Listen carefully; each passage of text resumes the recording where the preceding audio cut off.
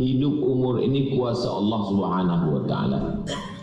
Mati tidak perlu kita takuti, tapi yang perlu kita khawatirkan adalah apa yang kita siapkan yang akan kita bawa menghadap Allah Subhanahu wa taala. Manakala roh keluar daripada jasad, saat itulah berubah. Yang sebelumnya orang bertanya, mana Ustaz Abdul Somad? Masa itu roh ada lagi dalam jasad. Tapi selepas roh keluar dari jasad, orang tidak lagi bertanya, mana Ustaz Abdul Somad? Tapi Tok Imam mulai bertanya kepada jamaah masjid, mana jenazahnya? Sebab jenazah masa orang solat sembahyang asar, zuhur, jenazah di luar masjid. Selepas itu imam bertanya kepada makmum, mana jenazahnya? Tak lagi bertanya mana ustaz, tapi mana jenazahnya. Sebelumnya orang bertanya mana ustaz fulan, tapi selepas roh keluar dari jasad, yang sebelumnya dipanggil, dihimbaulah dia kepada Al-Mukarram yang mulia, Al-Ustaz Abdul Somad. Tapi selepas roh keluar dari jasad, tak lagi dipanggil Al-Mukarram, tapi ada panggilan baru, Al-Marhum. Al-Mukarram dimuliakan, Al-Marhum dirahmati Allah Subhanahu wa taala. Maknanya apa? Tinggallah rumah yang besar, tinggallah kereta yang mahal, tinggallah istri yang dulu katanya sehidup semati, rupanya sebelum Israel datang. Selepas Israel datang, aku hidup, kau mati. Masuk ke dalam liang kubur, ke dalam liang lahat, yang pertama kali membusuk mata. Sebab mata ini isinya air. 7 hari di dalam, mata pun menghitam. Kadang belum mati pun dah hitam. Banyak perempuan takut mata hitam, maka sebelum tidur malam dia potong timun. Takut itu. Tak perlu takut. Yang perlu kita takut adalah apa bekal kita menghadap Allah manakala mata hitam dalam liang kubur. Selepas itu sebulan 2 bulan, perut pun membesar, meletup. Datanglah segala cacing-cacing, datanglah kala, datanglah ular, menyantap semuanya habis. Manakala digali kubur, tulang-tulang belulang itu pun hancur. Ustaz Abdul Somad, dulu makam almarhum ayahanda kami digali sebab kami nak pindahkan. Ada tulang belulang, semua tulang pun rupanya hancur. Tapi ada satu tulang yang tak hancur, namanya azmuz zanab, ujung tulang belakang bagian bawah sebesar ibu jari, induk jari. Itulah yang ditunjuk Allah Subhanahu wa taala, innama amruhu idza arada syai'an ayyakula lahu kun fayakun. Tegak balik berdiri. Berdiri tegak balik, datang balik daging-daging tumbuh, tulang belulang hidup menghadap Allah Subhanahu wa taala. Itulah yang tidak diyakini oleh Asim bin Wa'il. Ada seorang lelaki namanya Asim bin Wa'il. Dia bawa tulang, dia menghadap Nabi Muhammad sallallahu alaihi wasallam, ya Muhammad. Dia tak panggil ya Rasulullah, dia tak panggil ya Nabi Allah, tapi dia panggil ya Muhammad. Apa kata dia? Ayuhya rabbuka hadzal idhama ba'da ma baliya wa ramma? Sanggupkah Tuhanmu menghidupkan makhluk yang sudah mati, hancur menjadi tulang? Nabi Muhammad diam. Nabi tak boleh jawab sebelum wahyu datang. Nabi diam saja. Datang Jibril membawakan ayat. Qul, katakan ya Muhammad, yuhyiha alladhi ansha'aha awwala marrah. Qul, katakan ya Muhammad, yuhyiha alladhi ansha'aha awwala marrah. Dia yang pertama kali menciptakan dari tak ada menjadi ada. Dan dulu sebelumnya tak ada, dia buat menjadi ada. Dulu sebelumnya Abdul Somad tak ada, dia buat menjadi ada. Selepas ada ini dia buat lagi menjadi tak ada. Sanggupkah dia mengembalikan lagi menjadi ada? Sanggup. Maka dengan satu kata, innama amruhu idza arada syai'an ayyakula lahu kun fayakun, Abdul Somad akan tegak berdiri lagi menghadap Allah Subhanahu wa taala. Tapi bukan untuk beramal. Datang tegak berdiri bukan untuk bersalat, datang tegak berdiri bukan untuk berzikir, tapi datang tegak berdiri untuk ditanya. La tus'alunna yawma idzin 'anin na'im. Kamu semua akan ditanya tentang naim. Langkah kaki kemana, kedipan mata dipandang untuk apa, pendengaran telinga dipakai untuk apa. Inna sam'a, pendengaran, wal basar, pandangan mata, wal fuad, bisikan hati. Kullu ulaika kana anhu mas'ula. Semua akan disoal, semua akan ditanya di hadapan Allah. Siapa yang akan bersaksi? Al-yawma nakhtimu ala afwahihim, mulut terkunci. Wa tukallimuna aydihim, tangan akan bicara. Wa tashhadu arjuluhum, kaki akan bersaksi. Bima kanu yaksibun, semua. Tapi manusia ini kadang kalau lidahnya bicara, dia mengaku ini bukan kerja saya, ini saya silap, ini hilaf, ini lupa, ini salah. Semua lidah, maka lidah tak lagi bicara. Apa kata Allah SWT dalam surat Al-Isra juzuk 15? Iqra, baca. Tapi di akhirat kita tak disuruh baca Quran lagi. Iqra kitabak, baca buku tulisan amalmu. Kafa binafsikal yawma 'alaika hasiba, cukuplah itu sebagai alat untuk menghitung segala amal. Orang yang melakukan perbuatan dosa, dia tengok covernya dosa, bab 1 dosa, bab 2 dosa, bab 3 dosa, pembuka dosa, muqaddimah dosa, penutup pun dosa. Apa kata dia? Mali hadzal kitab la yughadiru saghiratan wala kabiratan illa ahsaha. Mengapalah buku kitab saya ini yang kecil yang besar semuanya isinya dosa. Dia lupa, tapi Allah SWT tak lupa. Inna alaikum lahafizin, bersama kamu ada malaikat-malaikat kiraman katibin. Kiraman, malaikat yang mulia. Katibin, malaikat mencatat, menulis. Ya'lamuna ma taf'alun, malaikat itu tahu apa yang kamu tak tahu. Makanya kata Nabi SAW, Isma syita, datang Jibril menjumpai Nabi. Apa kata Jibril kepada Nabi SAW? Isma syita fa innaka mayyit, hiduplah sesuka hatimu, kau pasti akan jadi mayat. Hiduplah suka hati.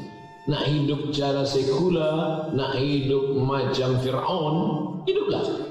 Fa innaka mayyit. Nak hidup cara Qarun, hiduplah.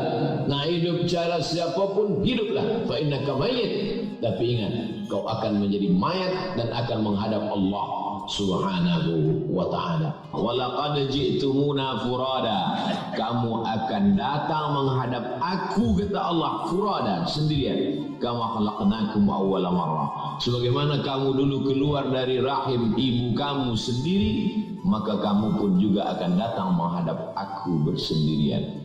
Yang pertama kali ditanya nanti adalah salat. Dunia ini sementara, sampai masanya akan terjadi hari kiamat. Amma yatasaalun, mereka bertanya-tanya tentang hari kiamat. Anin naba'il azim, tentang berita besar bahwa dunia ini akan hancur. Alladzi hum fihi mukhtalifun, mereka ada yang mengatakan dunia ini tidak akan kiamat, dia akan kekal abadi, selamanya akan seperti ini.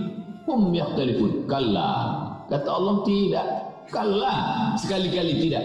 Kalla saya'lamun, mereka nanti akan tahu bahwa masanya tiba, dunia ini akan hancur berkeping. Idza sama'um fatarat, langit terbelah. Wa idzal kawakibun tasarat, planet hancur. Wa idzal biharu fujirat, lautan diletupkan. Wa idzal biharu fujirat, wa idzal quburu bu'athirat, semua yang dikubur akan dibangkitkan tegak berdiri menghadap Allah. Yaumal tafatis saqu bis-sa', hari itu kaki berjumpa dengan kaki, betis berjumpa dengan betis. Kenapa Allah tak mengatakan lutut berjumpa dengan lutut? Sebab kita bukan tamu yang dimuliakan dalam keadaan duduk, tapi kita dalam keadaan tegak. Kita adalah makhluk yang hina, membawa banyak dosa. Saat itu kaki tegak berdiri berapa lama? Ada yang tenggelam kerana panas terik padang mahsyar sampai peluh. ke mata kaki, ada yang sampai ke pinggang, ada yang sampai ke bahu, ada yang sampai ke leher, ada yang sampai tenggelam. Akhirnya mereka datang menghadap kepada Nabi Adam alaihissalam. Adam, kami tak tahan tegak lama di padang mahsyar, menghadaplah kepada Allah Adam, supaya Allah putuskan mahkamah, supaya Allah buka pengadilan ini. Apa kata Adam? Aku tak sanggup menghadap Allah, aku malu menghadap Allah. Sebab dulu Allah berkata, la taqraba hadhihi syajarah, jangan kau dekati pokok kayu ini. Aku bukan hanya mendekati, tapi aku makan buahnya, buah kuldi, madu. Adam berdoa, Rabbana zalamna anfusana wa illam taghfir lana wa tarhamna lanakunanna minal khasirin. Doa yang paling tua dalam Quran adalah doa Nabi Adam. Rabbana zalamna anfusana wa illam taghfir lana wa tarhamna lanakunanna minal khasirin. Kita tak pernah lupakan doa, kita selalu bawa doanya, karena ini doa awal manusia, doa Adam alaihissalam. Datang mereka kepada Nabi Nuh alaihissalam. Nabi Nuh, menghadaplah kepada Allah. Kata Nabi Nuh, aku malu menghadap Allah. Sebab apa? Sebab dulu datang banjir besar, aku pun mengajak anakku untuk naik ke atas sampan. Ya bunayya, wahai anakku, irkam ma'ana, marilah naik ke atas sampan perahu bahtera ayah. Apa kata anaknya Kan'an? Sa'awi ila jabali ya'asimuni minal ma'. Aku tak mahu ikut kamu. Sa'awi ila jabalin, aku akan naik ke atas bukit, ya'asimuni minal ma', insyaallah aku selamat daripada air ini. Tapi rupanya manakala anak akan tenggelam, saat itu apa kata Nabi Nuh alaihissalam? Ya Rabbi, inna bni min ahli. Ya Allah, itu anakku ya Allah. Nabi Nuh tak ada berkata kepada Allah, ya Allah selamatkan dia, tak ada. Tak sanggup lidah Nabi Nuh berkata selamatkan dia, sebab dia adalah menderhaka. Tapi apa kata Nabi Nuh? Inna bani min ahli, itu anakku akan tenggelam, akan mati di atas bukit ya Allah. Apa kata Allah Subhanahu wa taala marah kepada Nabi Nuh? Innahu laisa min ahlik, dia bukan anakmu. Innahu amalun ghairu salih, karena amalnya tak salih. Malu Nabi Nuh menghadap Allah Subhanahu wa taala. Sampai akhirnya mereka menghadap kepada Sayyidina wa Maulana Muhammad sallallahu alaihi wasallam. Muhammad saja yang berani menghadap kepada Allah.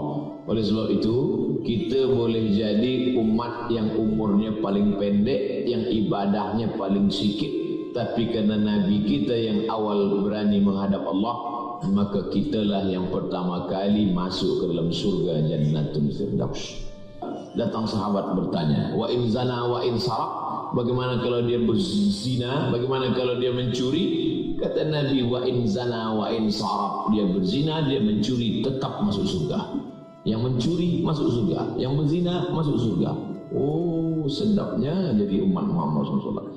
Berzina masuk surga, mencuri masuk surga, makan riba masuk surga, makan haram masuk surga. Cuma betul semuanya masuk surga. Bila, itu yang jadi masalah. Bila dia masuk surga. Sedangkan kita ini ingin masuk surga, tapi tak ada singgah dulu di neraka jahanam.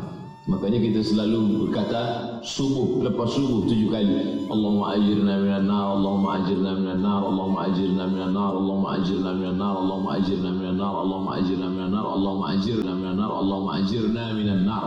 Makna Allahumma ajirna minan nar, jangan sampai kami singgah di neraka jahanam, terus saja masuk ke dalam surga Allah. Rabbana atina fid dunya hasanah wa fil akhirati hasanah wa qina adzabannar. Wallahi demi Allah, inni la astaghfiru ila rabbi, aku beristighfar memohon ampun, wa atubu ilaihi, dan bertaubat 100 marrah fil yaumi wal lailah. Sehari semalam 100 kali Nabi bertaubat, beristighfar. Hadis ini problem, muskil. Sebab apa? Nabi tak ada dosa, Nabi terpelihara. Kenapa dia beristighfar, bertaubat 100 kali?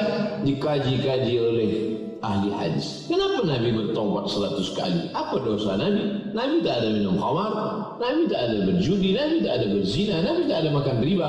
Kenapa dia bertaubat 100 kali? Rupa-rupanya taubat Nabi bukan sebab zina, bukan sebab khamar, bukan sebab judi. lalai lupa sekejap pun sudah dianggap sebagai dosa. Kalaulah lalai itu dianggap dosa, rasanya kita inilah paling banyak dosa. Saya sikit-sikit lalai, sebab sikit-sikit lupa, sebab sikit-sikit lupa. Tazkirah ni pun lupa. Ustaz Abdul Somad, saya lupa. Jangan takut, sebab dah ada orang Jepun yang menolong kita untuk ingat. Nama dia Sonic and Panasonic.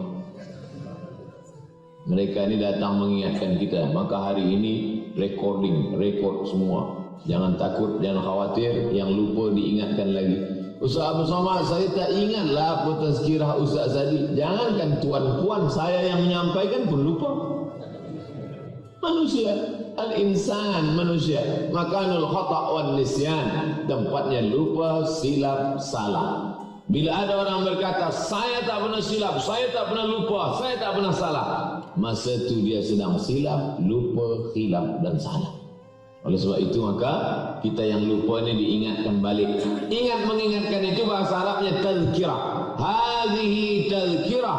Ini majlis ingat mengingatkan. Faman syaa dzakarah. Siapa yang nak ingat, ingatlah dia.